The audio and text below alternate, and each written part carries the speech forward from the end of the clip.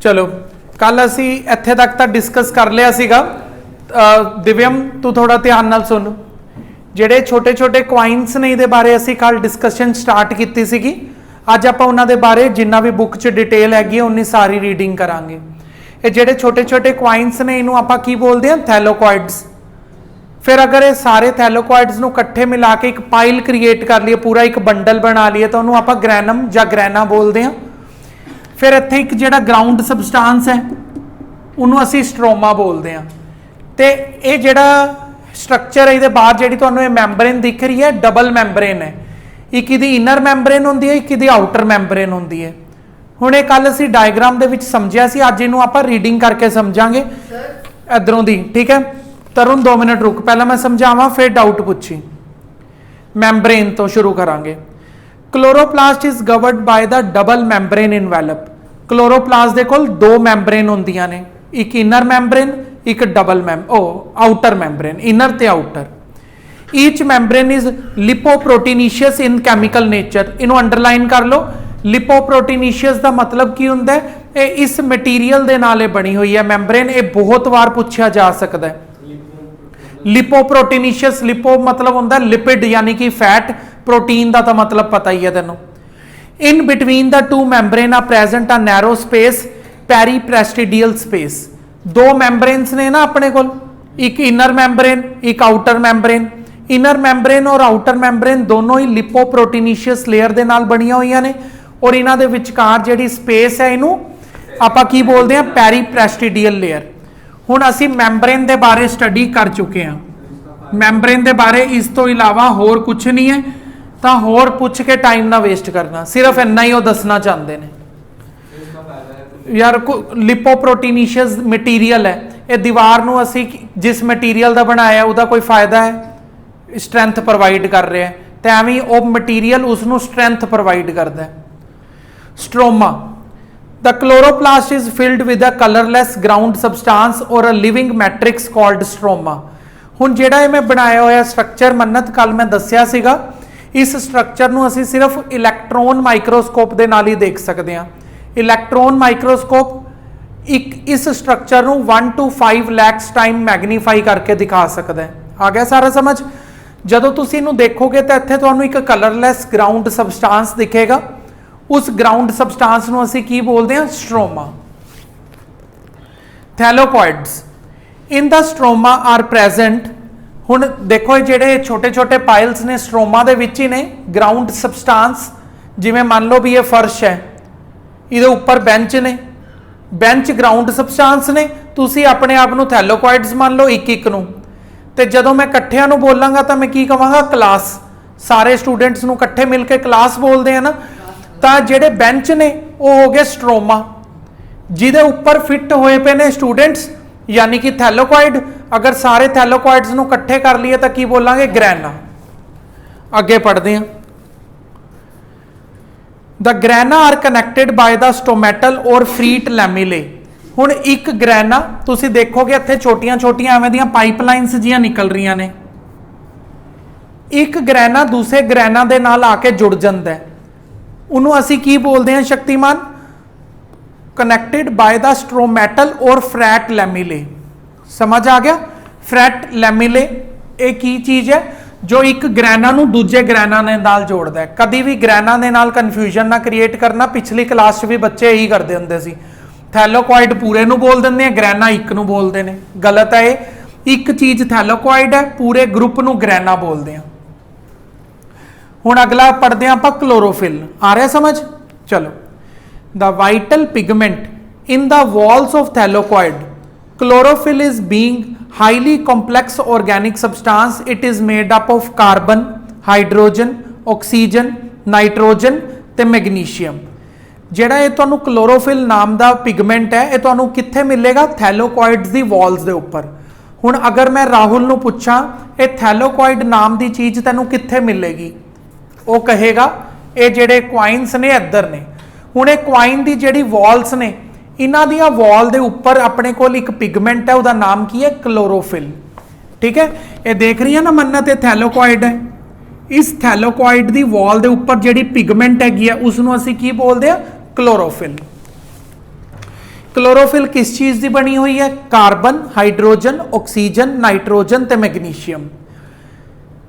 There are 5 types of chlorophyll molecule out of which commonly occurring and most abundant chlorophyll A and chlorophyll B। कहता total 5 type के chlorophyll होंगे ने Rahul, total 5 type के chlorophyll present होंगे ने, उन्होंने विचों मोस्ट अबंडेंट क्लोरोफिल केड़े ने? क्लोरोफिल ए ते क्लोरोफिल बी। मार्क कर ले, मोस्ट अबंडेंट क्लोरोफिल किस टाइप के होंगे ने? The chlorophyll molecule are associated with the membranes of thylakoid. About 250 molecules of chlorophyll, 1 quantazome। बहुत जरूरी है डेफिनेशन। क्वांटाजोम की है? हर थैलोकॉइड की मैंब्रेन के ऊपर क्लोरोफिल है, ऐसे 250 क्लोरोफिल के मॉलिक्यूल्स ਨੂੰ मिला के एक क्वांटाजोम बनता है। 250 क्लोरोफिल के मॉलिक्यूल ਨੂੰ मिला के एक क्वांटाजोम बनते हैं। ठीक है, अगे इट इज़ कैपेबल, क्वांटाजोम के कोल कैपेसिटी हैगी है भी वो सनलाइट ਨੂੰ ट्रैप करके कैमिकल एनर्जी च कन्वर्ट कर दिंदा है। सनलाइट ਨੂੰ ट्रैप करके लाइट एनर्जी ਨੂੰ कैमिकल एनर्जी च कन्वर्ट कर दिंदा है। इनू बोलते हैं असी फोटोकैमिकल एक्ट। क्लीयर?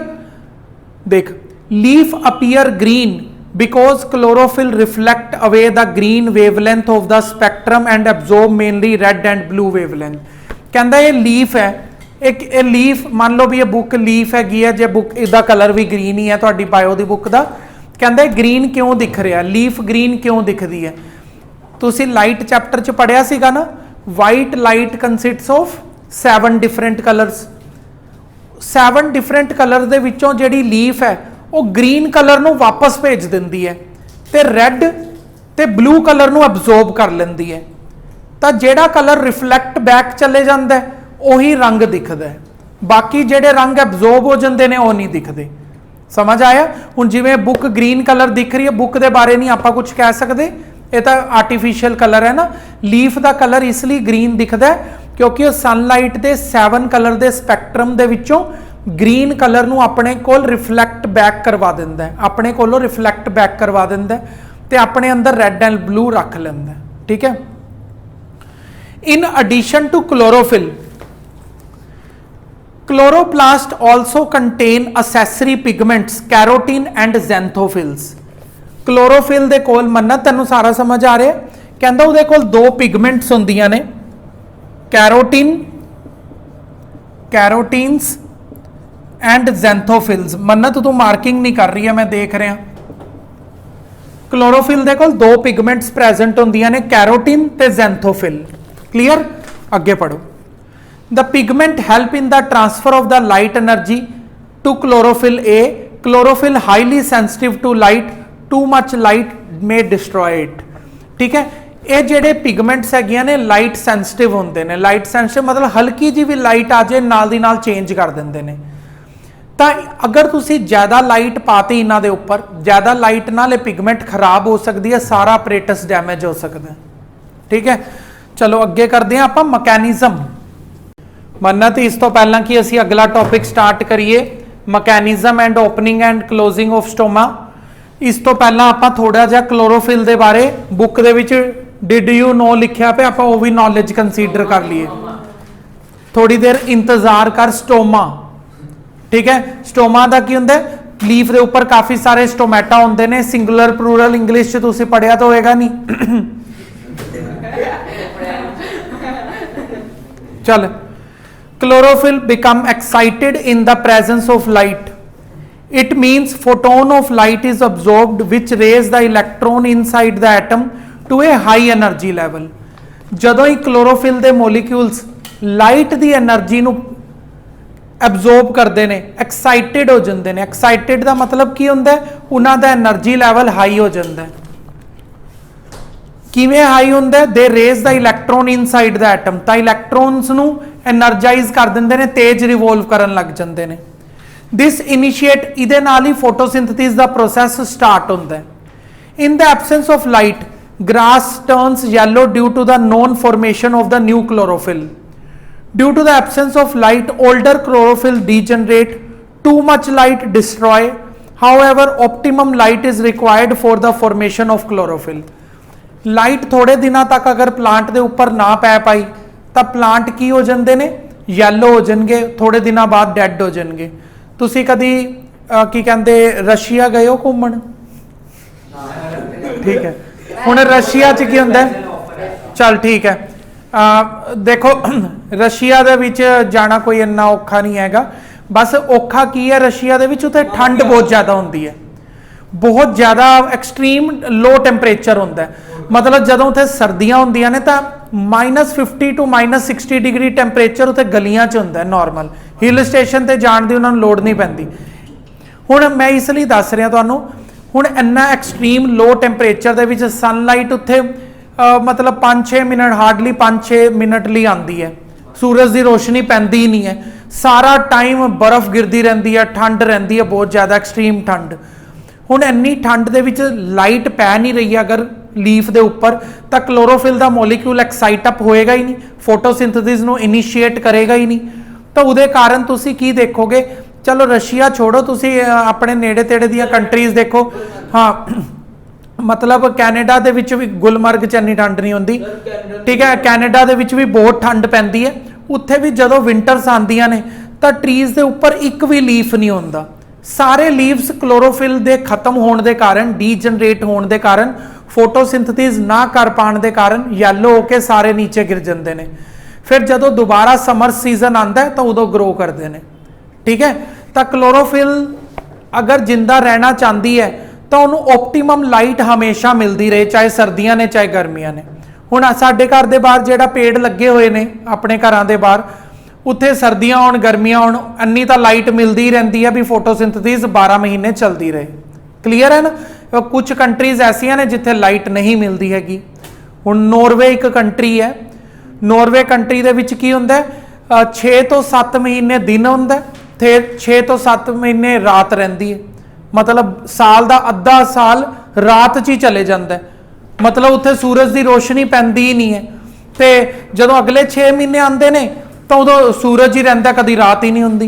देख ऐसी कंट्रियां भी ने, कभी जाया कर घूमन, इत्थे ही बैठा रहना। हाँ, उत्थे बारिश बहुत पैंदी है ना, इस कारण कभी भी सूखे का सीजन नहीं आता। उत्थे एवरग्रीन नहीं होणगे। ऑटम्स च लीफ सीजन के कारण, ऑटम्स च लीफ क्लोरोफिल के मॉलीक्यूल के कारण डीजनरेट होने के कारण झड़ जाते हैं। चलो अगे देखो, आर्टिफिशियल लाइट नाल प्लांट्स ज़्यादातर जिंदा नहीं रह पाते। किन्ने पेड़ां नूं आर्टिफिशियल दे देंगी, एक नूं, दो नूं, करोड़ां पेड़ ने। चलो देखो हुण आपां ना जिहड़ा ये टॉपिक पढ़ना है, mechanism and opening of closing of stomata. हुण की हुंदा है बुक दे विच ना 2 मैथड समझाए ने, old theory and new theory. पहला आपां ओल्ड थ्योरी समझांगे, पेपर च भी ना क्वेश्चन एवें ही पुछदे ने, अकॉर्डिंग टू न्यू थ्योरी नाल समझाओ, अकॉर्डिंग टू ओल्ड थ्योरी नाल समझाओ, ठीक है। चलो क्वेश्चन पढ़न। Opening and closing of stoma is regulated by the turgidity of the guard cells. पहला मैं थोड़ा जा मैं समझा देना। देखो तुसी ऐ समझो जिवें मेरे 2 हाथ ने ना, ये गार्ड सैल है। जदों ये गार्ड सैल्स टर्जिड होंदे ने तो ये टर्जिड होकर एवें फुलना शुरू हो जाते हैं। फुल के विचों तो तुसी देखो एक होल क्रिएट हो गया, देखो तो स्टोमेटा का पोर ओपन हो गया। स्टोमेटा का पोर ओपन हो गया तो गैशियस एंड वाटर एक्सचेंज हो सकता है। जिवें टर्जिडिटी आ देखो, ये टर्जिड है, ये लॉस होएगा, ये बंद हो गया, गार्ड सैल बंद हो गया। बस उन्होंने यही चीज नूं इत्थे समझाना, फटाफट समझ लो। देखो ड्यूरिंग द डे टाइम, ध्यान नाल समझ शक्तिमान, during the day time guard cells start photosynthesis. Sugar produced during the process increase the osmotic pressure. Due to increase osmotic pressure water enter in the guard cell because of the endosmosis. बहुत ही ज्यादा इन्हें वधिया गल बोलती है, ध्यान नाल सुनियो। कहता जिवें ये तरुण अपने कोल गार्ड सैल्स ने, ठीक है, ये गार्ड सैल्स डे टाइम ते फोटोसिंथेसिस करते हैं, ठीक है। जदों ये फोटोसिंथेसिस करनगे तो की करनगे, शुगर बनाएंगे, ठीक है। तरुण कुछ भी डाउट है ना ध्यान नाल समझ, ये हसी मजाक नाल नहीं करन वालियां चीज़ां। फोटोसिंथेसिस प्रोसैस जदों चलेगा तो गार्ड सैल्स के अंदर की होएगी, शुगर अकमोलेट होना शुरू हो जाएगी। जदों इहदे अंदर शुगर अकमोलेट होना शुरू होगी तो अंदर की हो गया, हाई कंसनट्रेशन होगी। ठीक है, शुगर दी हाई कंसनट्रेशन अंदर होगी, बाहर की है वाटर दी कंसनट्रेशन हाई है। याद है तुहानूं सारा, जदों वाटर दी कंसनट्रेशन बाहर हाई हुंदी है अंदर लो हुंदी है तो एंडोसमोसिस नाल की हुंदा है, सारा दा सारा वाटर सैल दे बाहरों दी सैल दे अंदर चले जाता है। अंदर शुगर ज्यादा है, सैल दे बाहर वाटर ज्यादा है, तो की होएगा, सारा दा सारा वाटर मन्नत बाहरों दी अंदर वाल चला जाएगा। तो की होएंगे, सारे दे सैल आराम नाल टर्जिड हो जाएंगे due to the process of endosmosis. इन्ना समझ आ गया, अगे पढ़ते हैं। कहता जदों टर्जिड होणगे बल्जड आउट हो जाएंगे, ये मैं बल्जड आउट कंडीशन बनाई है, ये पोर ओपन हो जाएगा। जिवें ही ये पोर ओपन होएगा तो अगर प्लांट ने कुछ भी एक्सचेंज करना है, गैस एक्सचेंज करनी है, ट्रांसपीरेशन करना, वो हुण करन लई काबिल है। ठीक है, हुण आपां पढ़दे हां न्यू थ्योरी। देख हुण जिवें कि आपां ने ओल्ड थ्योरी समझी, ओल्ड थ्योरी दे अंदर मन्नत की सीगा, फोटोसिंथेसिस प्रोसैस दे नाल शुगर क्रिएट हो जांदा है, शुगर सैल दे अंदर चले जांदा है, सैल दे अंदर शुगर दी क्वांटिटी वध जांदी है, वाटर दी क्वांटिटी घट हो जांदी है। तो एंडोसमोसिस नाल की हुंदा है, सारा वाटर बाहरों दी अंदर चला जाएगा, सैल टर्जिड हो के स्वैल हो जाएंगे, स्टोमैटल पोर ओपन हो गया। ये असीं पढ़ लिया ओल्ड थ्योरी च। हुण आपां न्यू थ्योरी च की पढ़ांगे, देख हल्का जिहा एक दो लाइनां दा फर्क आना, ध्यान नाल देखो। इनू न्यू थ्योरी नू एक होर नाम तो भी पहचानिया जाता है, potassium ion theory. Opening and closing of the stoma depend upon the generation of potassium ion gradient. समझ गए, जिवें पुरानी थ्योरी दे विच की मन्निया जाता सी भी जदों फोटोसिंथेसिस हुंदी है उदों शुगर बनता है ते शुगर सैल दे अंदर चले जाता है, उसके कारण एंडोसमोसिस स्टार्ट हो जाती है। ये पुराना समझिया जाता सी।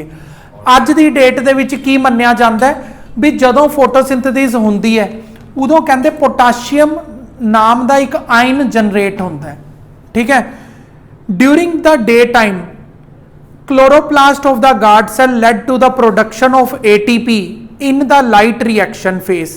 ATP pump the potassium ion in the adjoining cells to the guard cells, increase the potassium ion concentration, make the solution hypertonic. Hence the water from the adjoining cell rushes inside and become turgid. सारी चीज same बोली है, बस sugar की जगह ते की बोलता उन्होंने, पोटाशियम आयन। उहदे च थोड़ा जिहा एक ट्विस्ट भी बोलिया उन्होंने, वो ध्यान नाल सुन मन्नत।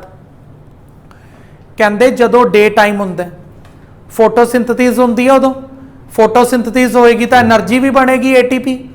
कहंदा जदों एनर्जी बनती है एटीपी, वो एटीपी एनर्जी बनन दे नाल की हुंदा है, एडजॉइनिंग सैल्स तो पोटाशियम आयन चक के गार्ड सैल दे अंदर पा दिते जांदे ने। हुण गार्ड सैल्स दे अंदर की हो गए, बहुत सारे पोटाशियम आयनस आ जाते हैं। पोटाशियम आयन गार्ड सैल दे अंदर ज़्यादा होने की कंडीशन दे विच हाइपरटोनिक स्टेट च चले जाता है। अंदर हुण आयनस की क्वांटिटी ज़्यादा है, वाटर की क्वांटिटी घट है। जिवें इहदे च शुगर की क्वांटिटी ज़्यादा सी, वाटर की क्वांटिटी घट सी। फर्क की आया, एक वर्ड का ही फर्क आया पुरानी थ्योरी और नवी थ्योरी च। इत्थे शुगर बोलते सी, इत्थे पोटाशियम आयन बोलते हैं, बस बाकी सारा प्रोसैस सेम है। ठीक है, फिर कहंदा नाइट टाइम ते की हुंदा है, रात वेले जदों फोटोसिंथेसिस बंद हो जाती है तो उदों पोटाशियम आयन का गार्ड सैल दे अंदर जाना होर बंद हो जाता है।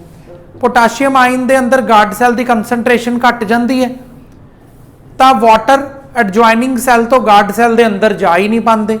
अगर गार्ड सैल मन्नत टर्जिड ही नहीं होणगे तो ओपन किवें होणगे? समझ आ गया। रात के टाइम ते ज़्यादातर गार्ड सैल्स बंद ही रहते हैं, दिन के टाइम ते ओपन होणगे। चलते हैं अगले, मैकेनिज्म ऑफ फोटोसिंथेसिस।